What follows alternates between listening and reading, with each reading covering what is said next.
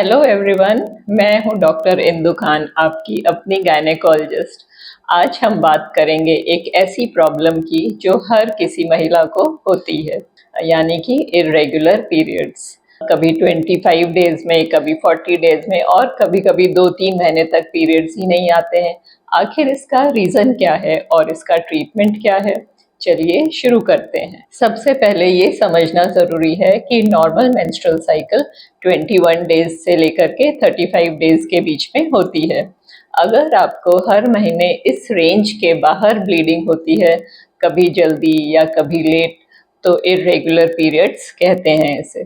अब बात करेंगे इसके कॉजेज़ की। इर्रेगुलर पीरियड्स के काफ़ी सारे रीज़न्स हो सकते हैं। सबसे कॉमन रीज़न होता है पीसीओएस, यानी कि पॉलीसिस्टिक ओवेरियन सिंड्रोम। इसके अंदर जो ओवरीज होती हैं वो प्रॉपरली ओव्यूलेट नहीं करती हैं, यानी कि जो एग्स होते हैं वो प्रॉपर नहीं बनते हैं, छोटे छोटे एग्स बनते हैं, जिसकी वजह से हार्मोनल इम्बैलेंस हो जाता है। इसमें वेट गेन हो जाता है, पिंपल्स हो जाते हैं फेस पे, अनवांटेड हेयर ग्रोथ हो जाती है फेस पे।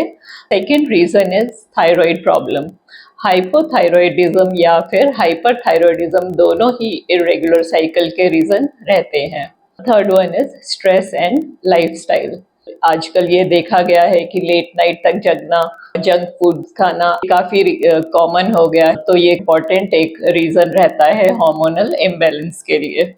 वेट इश्यूज, ज़्यादा वज़न हो जाना, ओबेसिटी होना या फिर ज़रूरत से ज़्यादा कम होना वेट, दोनों ही पीरियड्स को इर्रेगुलर करता है। Other one is hormonal imbalance.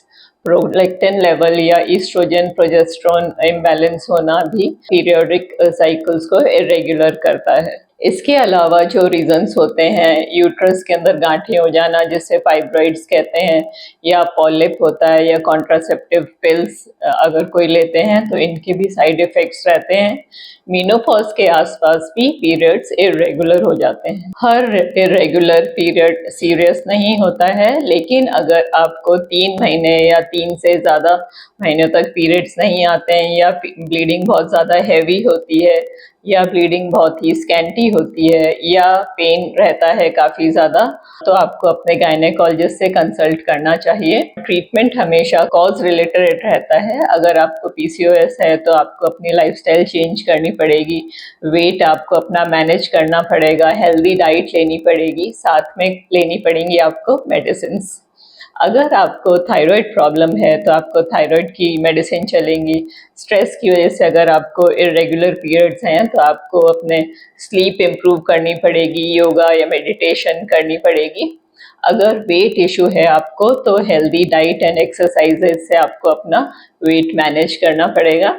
Doctors कभी कभी हार्मोनल टैबलेट्स भी देते हैं साइकिल्स रेगुलेट करने के लिए। नेचुरली अपने पीरियड्स को करेक्ट करने के लिए आपको रेगुलर एक्सरसाइजेस करनी चाहिए, कम से कम आधा घंटा रोज़ बैलेंस डाइट लेना चाहिए, जंक फूड अवॉइड करना चाहिए, शुगरी ड्रिंक्स अवॉइड करना चाहिए, वक्त पर सोना चाहिए, वक्त पर उठना चाहिए, कम से कम 8 घंटे की नींद ज़रूरी है, और स्ट्रेस बहुत ही कम लेना चाहिए। तो व्यूअर्स, अगर आपको इर्रेगुलर पीरियड्स हैं तो आप उसे इग्नोर मत करिए। हर केस का एक कॉज होता है, और अगर उसे ठीक समय पे डायग्नोज कर लिया जाए तो बहुत इजीली ट्रीट हो सकता है। आपको वीडियो हेल्पफुल लगा हो तो इसे लाइक करें, अपने फ्रेंड्स से, फैमिली में शेयर करें, और वुमेन्स हेल्थ के ऑथेंटिक इन्फॉर्मेशन के लिए चैनल को सब्सक्राइब करना ना भूलें।